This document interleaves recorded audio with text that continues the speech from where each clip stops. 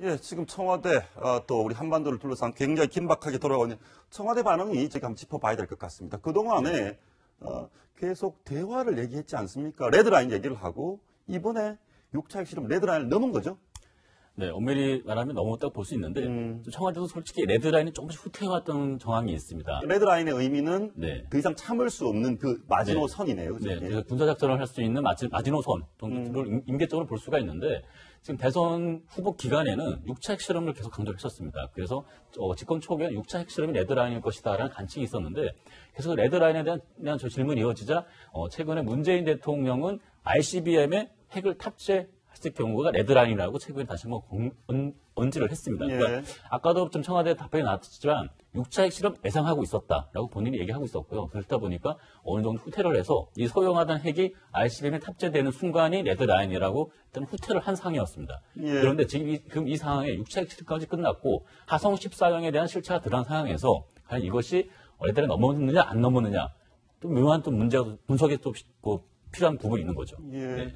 청와대 입장도 굉장히 곤욕스러운 게 그동안에 뭔가 대화하는 조금 잦아드는 분위기, 트럼프 입장도 마찬가지고 그런 상황에서 전격적으로 실험을 했단 말이죠. 게다가 지금 말씀하신 것처럼 역대 가장 강력한 폭발력, 또 화성 14호 실체가 공개된 이 상황이면 또 대화를 얘기할 수 없는 거 아니겠습니까? 뭔가 움직임이 있어야 될 거 아닙니까? 네, 지금 말씀하신 것처럼 지금 트럼프 행정부도 마찬가지고 문재인 정부도 정권 교체 기에 지금 아주 급변기를 맞고 있습니다. 그러다 보니까 기존에 국내 지지자들에 대한 그것도 받아야 되지만 지금 상당히 인식 변화가 필요한 부분이 있고요. 그리고 군사 옵션 얘기를 계속 하고 있지만 현실적으로 쓸 수 있는 카드가 상당히 제한되어 있습니다.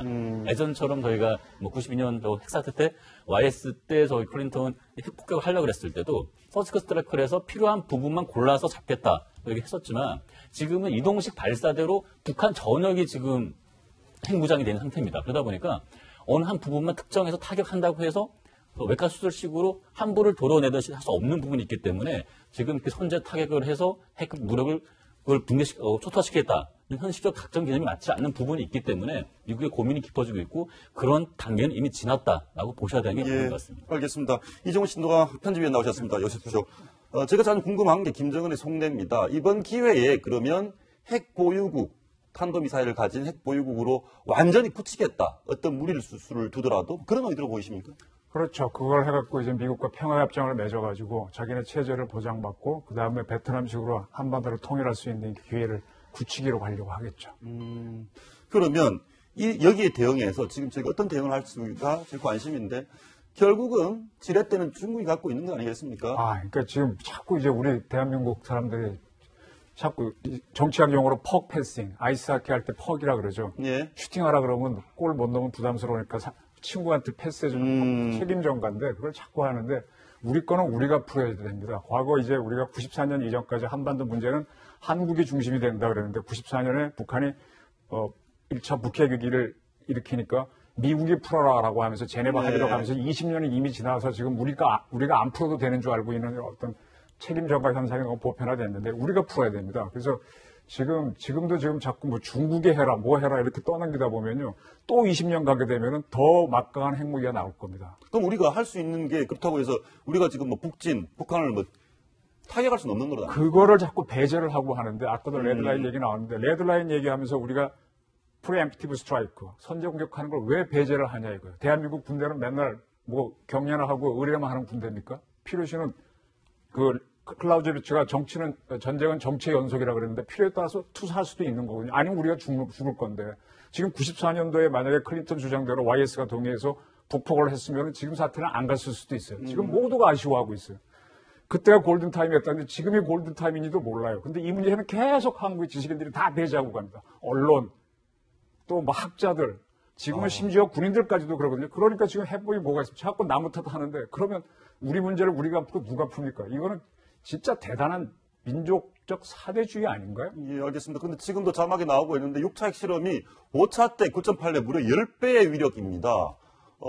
지난번에 5.0이었습니다. 진도가. 근데 이번에 5.7, 0.7%포인트 정도가 높아졌는데 저렇게 0.7 높아지는데 10배로 이렇게 세지네요. 네.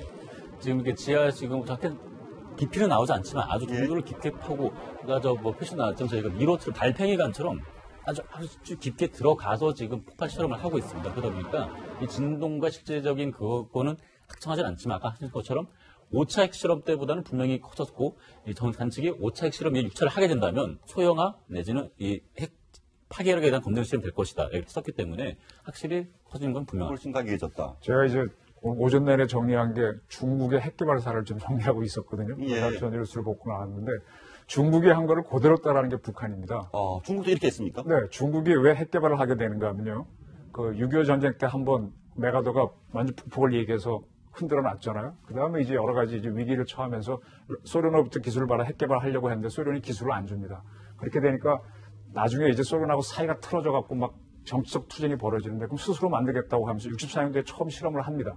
근데 핵폭탄이 그때는 얼마나 컸는지 자기네 폭격기에서 떨어뜨리지도 못해요. 너무 커서. 그래서 이런 탑을 세워놓고 그 위에서 폭발시키고 하는데 그때 소련이나 미국이 저기를 선제 타격해서 핵 능력 못 갖게 하자라고 몇 번 검토를 하는데 못 때립니다. 그 사이에 이번에 북한처럼 IRBM에다 쏴서 성공시키고 하면서 그 중간에 진보도 사건이라고 해서 영토 문제를 놓고 소련하고 싸우기도 하고 뭐 온갖 걸 다 하면서 결국은 시간 끌어갖고 완성을 하면서 유엔 안보리 이사국으로 들어가고 세계 G2가 되는 거거든요. 예. 바로 그 세월이 한 10년 정도 걸리는데 그때 나중에 미국에서 턴을 딱 해가지고 중국을 때리려고 하다가 핑퐁 매개를 통해서 포섭을 해갖고 소련은 붕괴시키려고 합니다.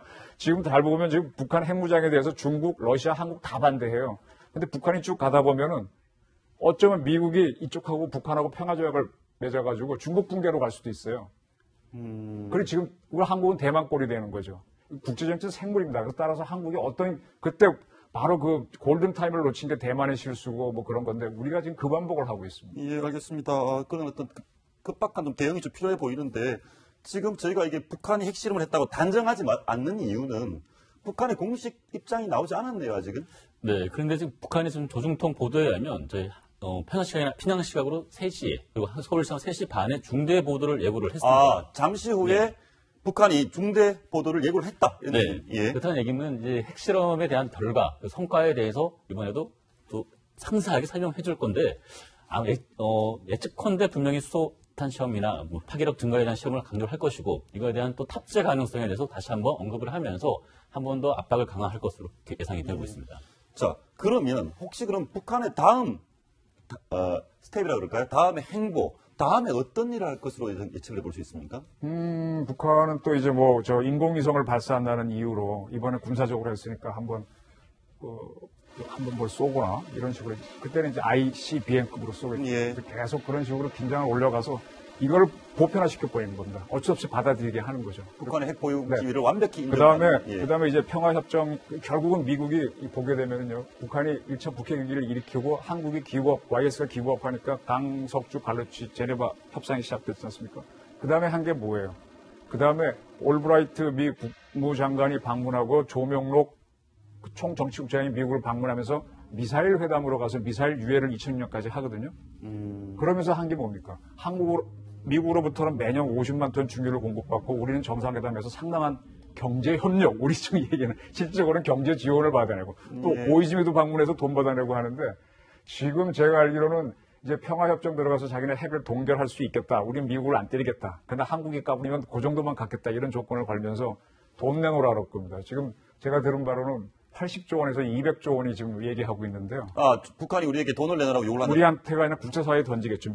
미국은 그걸 받아서 이 핵을 동결한 조건으로 그걸 받은 다음에 일본에 가장 많이 부담할 겁니다. 전쟁 배상금이 있으니까. 그 다음에 한국 이렇게 하게 되면 결국 우리는 돈으로 상납하는 그렇게 평화를 구호가는 국가가 되지 않겠나. 예, 그게 알겠습니다. 북한의 노림수다. 네, 또 하나 특징적으로 할 부분이 아침에 이제 북한이 EMP탄 얘기를 했습니다. 오늘도 수소폭탄 얘기를 하면서 EMP탄을 얘기했는데 EMP탄 같은 경우에는 저기 로켓의 정확도가 필요가 없습니다. 상공에서 터지는 거기 때문에 정확한 위치에 터질 필요 없이 3, 40km 상공에서 터져서 이 전자파로 인해서 우리 모든 뭐 전자 시스템을 무력화시키는 그런 무기인데 그 부분을 언급했다는 점도 주목할 필요가 있을 거예요. 급할 경우에는 굳이 정확하게 감을 때리지 않고 미국 본토를 때리지 않더라도 특정적 상공에서만 핵폭발을 일으켜서 충분히 피해를 줄 수 있다는 걸 또 강조했다는 점도 염두에 둬야 합니다. 그러니까 EMP탄 같은 경우에는 재도립을 안 해도 돼요. 거기 대권 들어오자마자 탁 터져도 되기 때문에 그래서 효과는 모든 핸드폰이 다 다운되고 그렇게 되고요. 그 다음에 실질적으로 그걸로서 사람이 죽지도 않으니까 핵폭탄을 안 썼다는 주장도 할 수 있어서 효과적일 수 있습니다. 알겠습니다. 지금 이제 북한이 3시 반, 잠시 후에 북한이 중대 발표를 예고를 했습니다. 북한이 어떤 핵실험을 했는지는 북한 스스로의 입을 통해서 확인해 볼 수 있을 것 같습니다. 계속 주목해 주십시오. 두 분 말씀 여기까지 듣겠습니다. 감사합니다. 그렇습니다.